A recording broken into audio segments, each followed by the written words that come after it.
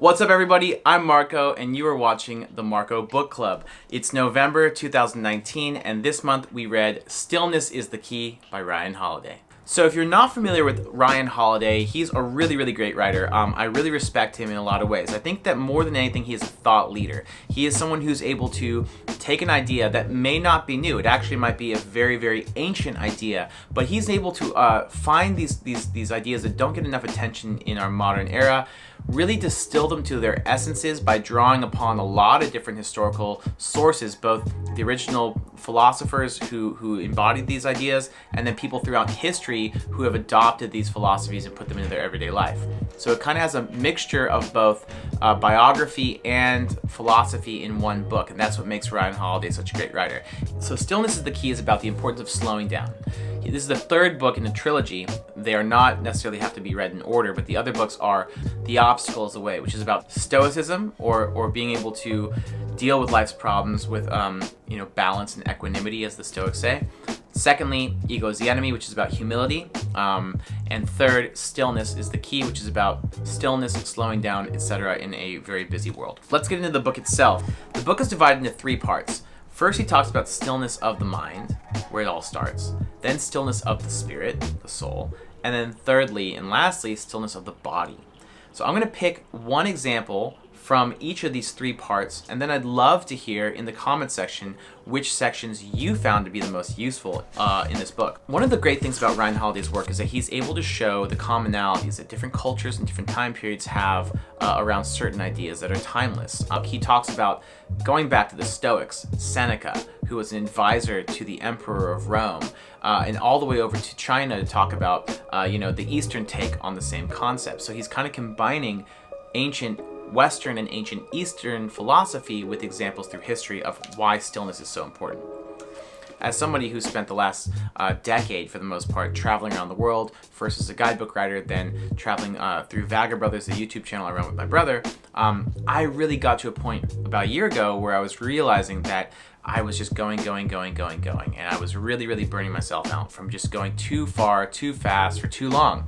And I got to this point where I just really, it was scary because I love travel, but I just didn't feel like I was able to travel, or that travel was no longer serving me, that I had to really stop, sit down, and stay in one place.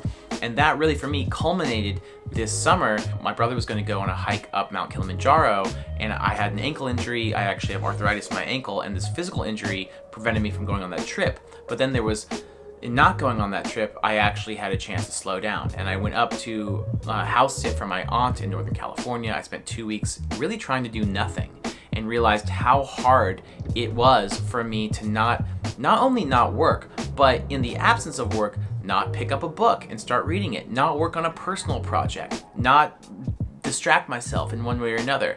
I literally went to the house with no books, traveling with no books for the first time, and sat there and tried to stay there for 2 weeks, and it was hard. And the book kind of nods to this in the opening with a quote from Blaise Pascal in 1654, who said, "All of humanity's problems stem from man's inability to sit quietly in a room alone." So earlier this summer, I challenged myself to do just that, and coincidentally, Ryan Holiday sent me a message on Instagram while I was in the middle of that thing saying, "Do you want to review this new book?" And I said, "Of course, yes. This is perfect. I love your other books, and this is exactly what I'm going through."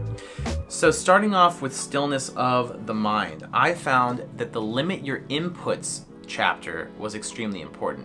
We live in a time where social media is constantly present. We're never off the internet.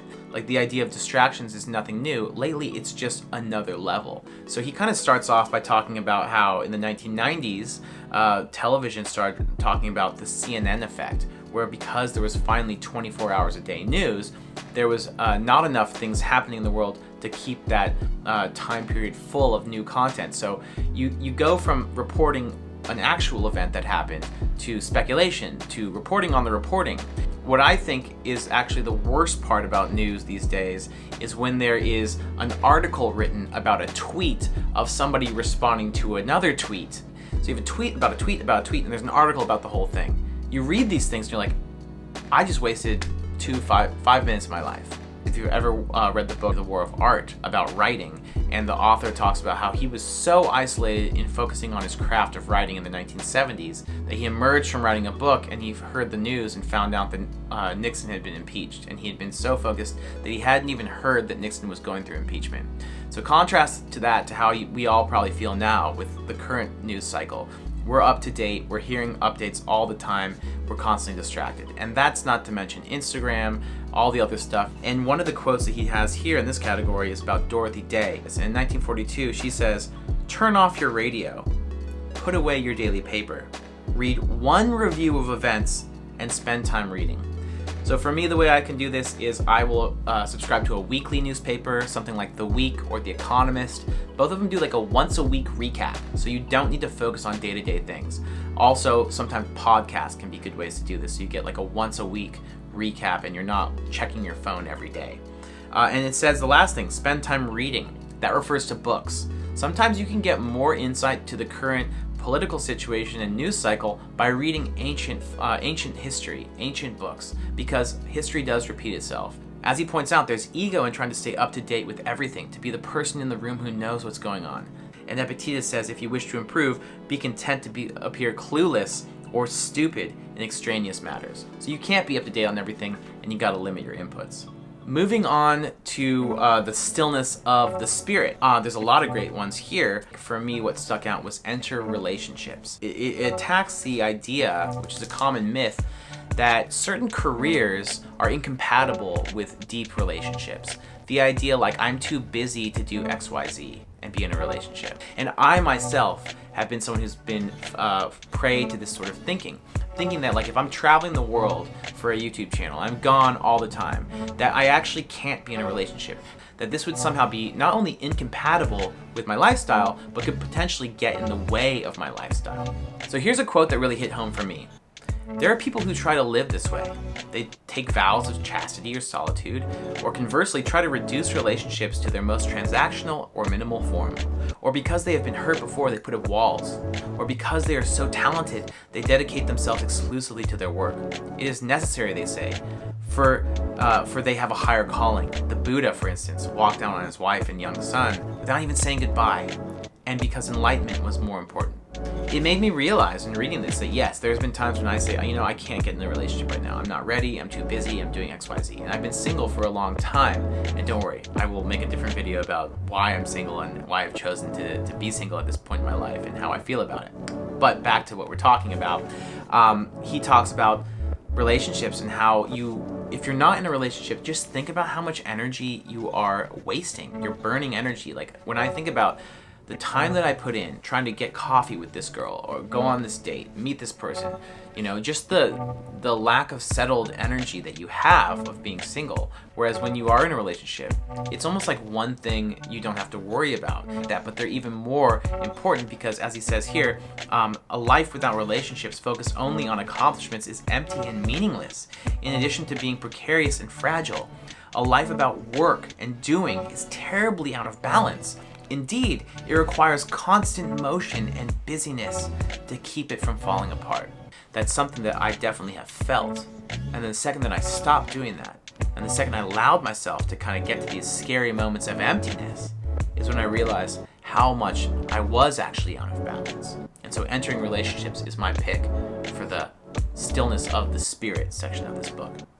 So for stillness of the body, the third part, I found a lot of chapters that really spoke to me, but the one that I will choose to highlight is about beware of escapism. And this is because I am someone who's traveled a lot. I recommend travel to many people for a variety of situations, whether it be just needing to shake things up or feeling stuck or just feeling curious about the world. And he really says that, you can travel as much as you want, but one thing that you can't escape in your life is yourself. If you're feeling in a funk and you decide to go to Thailand and spend a month traveling around, going to the beaches, partying, this can feel good in the moment, but ultimately this does not cure whatever was causing you discomfort before you left traveling. But furthermore, this sort of moving around is actually the antithesis of stillness and prevents you from making meaningful contributions to your own life and to the world around you. Ryan Holiday quotes Ralph Waldo Emerson, who traveled to England and Italy in the 1800s, and he wrote that the people who built the sights and wonders that the tourists like to see didn't do so while they traveled.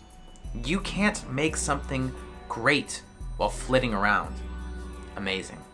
The idea being, you can't write the next great American novel if you're going from here to here to here to here to here. And I'm kind of guilty of this too, because I'm working on a book. The truth is, I've worked on it in chunks, but with all the travel that I've been doing, it's been distracting me from taking on these bigger projects. In my own life, the less that I've taken on, the more I've allowed myself just to simply be. I found immense power. It's something I want to continue to cultivate.